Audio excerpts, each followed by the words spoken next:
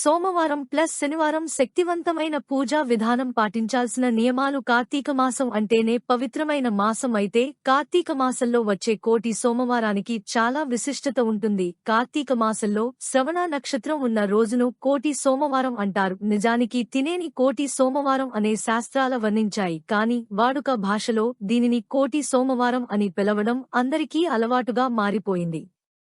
అయితే ఈ కార్తీక మాసంలో వచ్చే కోటి సోమవారానికి చాలా విశిష్టత ఉంటుంది. కోటి పూజల పుణ్య ఫలితాన్ని ఇచ్చే విశేషమైన రోజే కోటి సోమవారం. ఉపవాసానికి కోటి రెట్ల పుణ్యం అంటే కోటిసార్లు చేసిన పుణ్యం లభిస్తుంది అనే శాస్త్రవచనం. అయితే ఇంతటి పవిత్రమైన ఈ కోటి సోమవారం నవంబర్ 9వ తేదీ శనివారం వచ్చింది.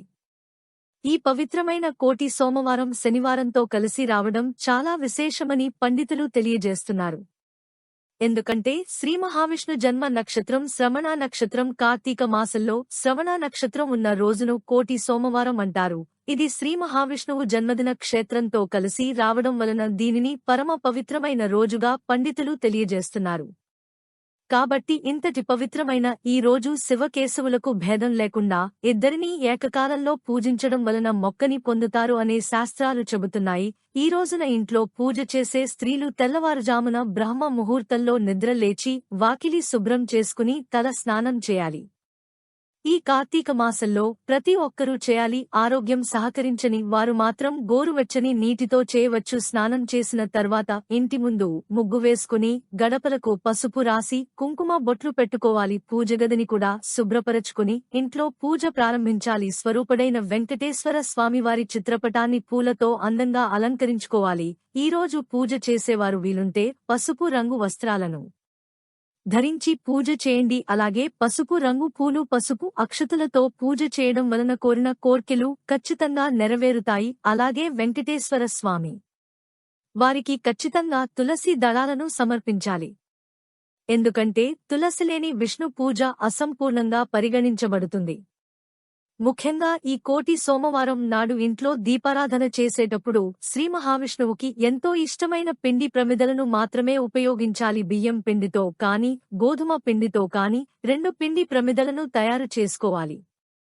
ఈ పిండి ప్రమిదలకు గంధము కుంకుమ బొట్లు పెట్టి ఆవు నెయ్యిని కాని నువ్వుల నూనెను కాని పోసి దీపారాధన చేయాలి.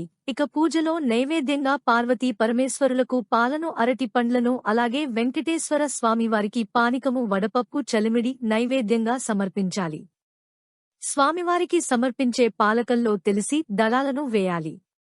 చివరిగా శివపార్వతులకు వెంకటేశ్వర స్వామివారికి ధూప దీప నైవేద్యాలను సమర్పించి హారతి ఇచ్చి 3 ప్రదక్షిణాలు చేసి అక్షతలను తలపైన వేసుకుని నమస్కారం చేసుకోవాలి. ఈ రోజున చేసే దీపారాధన వల్ల నదీ స్నానం వల్ల అలాగే ఉపవాసం వల్ల కోటి రెట్ల పుణ్యం లభిస్తుంది. కాబట్టి ఈ కోటి సోమవారం రోజున స్త్రీలు ఉపవాసం ఉంటే కోటి సోమవారాలు ఉపవాసం ఉన్నట్టే. ఉదయం ఇంట్లో పూజ చేసుకుని సాయంత్రం శివాలయానికి గాని ఏదైనా విష్ణు ఆలయాలకు కాని వెళ్లి స్వామివారిని దర్శించుకుని ఆలయంలో దీపారాధన చేయండి.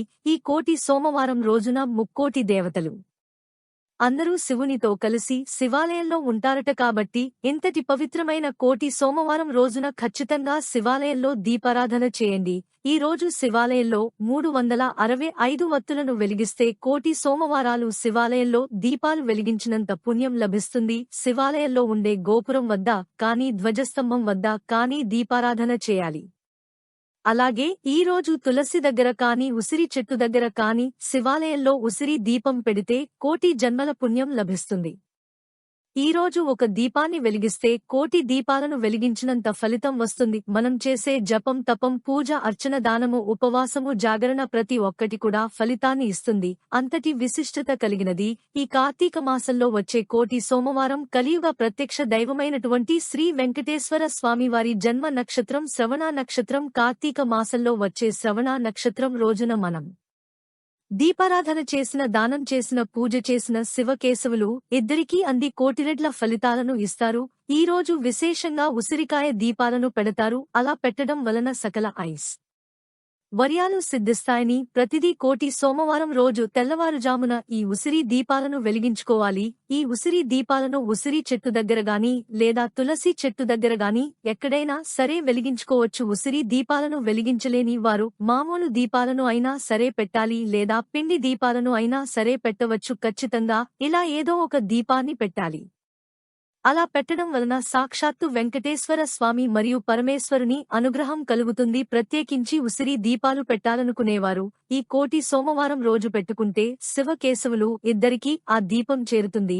ఈ కోటి సోమవారం రోజు మీ శక్తి కొలది 2 లేదా 9 లేదా 27 దీపాలు లేదా 64 దీపాలు లేదా 108 దీపాలు ఇలా ఈ రోజు ఉసిరి దీపాన్ని పెట్టవచ్చు. అసలు ఏమీ చేయలేని వారు ఈరోజు దేవుడి గుడిలో శివకేశవుల ముందు ఒక దీపాన్ని వెలిగించిన చాలు. మీకు కోటి సోమవారాలు దీపం వెలిగించినంత మహాపుణ్యం లభిస్తుంది. ఈ రోజు చేసే స్థానం దానం ఉపవాసం ఏదైనా సరే కోటి రెట్ల అధిక ఫలితాలను ఇస్తుంది. కోటి సోమవారాలు ఉపవాసం ఉన్న పుణ్యఫలం దక్కుతుంది.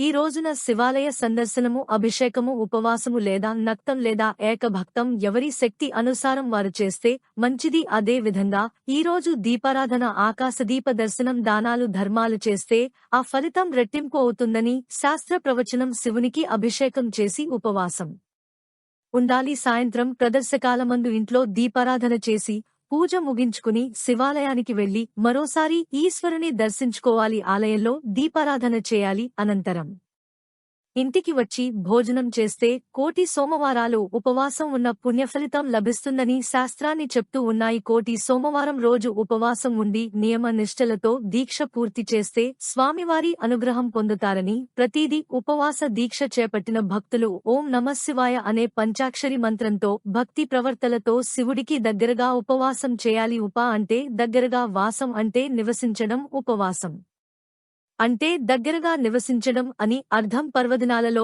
ఉపవాసం ఉండడం అంటే భగవంతునికి దగ్గరగా నివసించడం అని అర్థం చేయాలి. కాటిక ఉపవాసం కూడా నిషిద్ధం. కొద్దిగా పాలు పండ్లు సేవిస్తూ భగవన్నామస్మరణ చేస్తూ ఉండాలి. ఈరోజు మీరు చేసే ఏ చిన్న దానం వలన ఆయన కూడా మీకు కోటి రెట్ల అధిక పుణ్యఫలితం లభిస్తుంది. ఈరోజు శివాలయంలో ఒక దీపం వెలిగించిన చాలు. మీకు కోటి సోమవారాలు దీపం వెలిగించినంత మహాపుణ్యం లభిస్తుంది. సబ్స్క్రైబ్ చేసుకోండి. Thank you for